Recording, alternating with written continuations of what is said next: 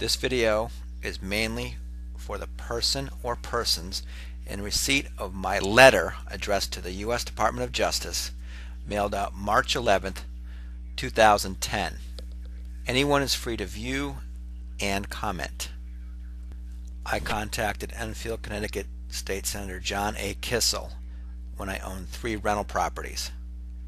I communicated my problem with Judge Jonathan J. Kaplan, rigging civil cases against landlords, contractors, and the self-employed, asking that evidence be taken to remove him.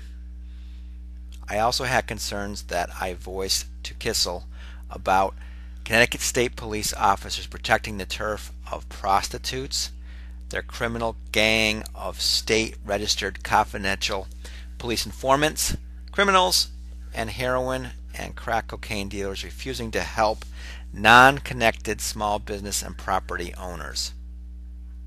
Connecticut State Police Officers used the exact words I used complaining to Kissel about the Connecticut State Police to me, telling Kissel that I intended on suing the Connecticut State Police for bad behavior, misconduct, and for violating my civil rights. Officers told me to shut my mouth and leave the state, or else I'd lose my home, business, daughter, be arrested, and go to prison. I was not suspected of any crimes, was not on probation, and had not yet been arrested. Officers had encouraged criminals, informants, drug dealers, and prostitutes to work with them to set me up, supply false statements, and or assault me on site. A felon, violent burglar, did catch me coming home from work in the dark. After threatening my life, stalking, and harassing me for 2 weeks or more, the felon attacked me, telling me he cut my penis off if I didn't hand over my wallet. I took a beating, fought back, and wanting to keep my penis, pepper sprayed the felon. Connecticut State Police officers arrested only me and refused to take witness statements and refused to take my statement. The state police officers committed perjury at the rigged trial presided on by Judge Jonathan J. Kaplan, the judge I had been trying to remove for years for bad behavior in civil cases. I was sentenced to a year in prison, 3 years probation. At the time, prisons were too crowded to give some sex offenders who raped 2- and 3-year-old children prison. I got prison for resisting being mugged. Does that make sense?